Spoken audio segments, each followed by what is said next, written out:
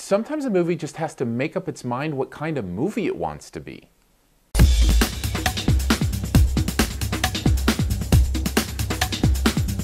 Gangster Squad is the name of the movie, and it stars Sean Penn, Josh Brolin, Ryan Gosling, Emma Stone. Big names in this movie about, I think, a true story of trying to keep kind of that mobster mentality out of the city of Los Angeles. A lot of pieces here that could add up to a really good movie. Unfortunately, they don't. And I think this comes down to a flaw in direction. This movie couldn't quite decide what kind of movie it wanted to be. At times, it felt very serious and very much like kind of your classic mobster movie to take itself seriously.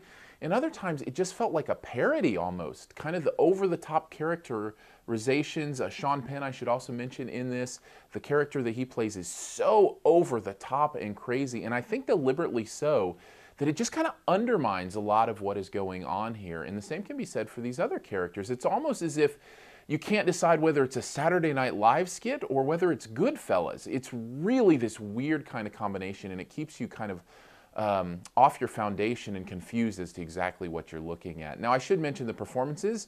As they are, some of them are really good. Emma Stone, I think, is really good in this, and Ryan Gosling, I think, does a nice job at trying to find the balance of what kind of this movie is.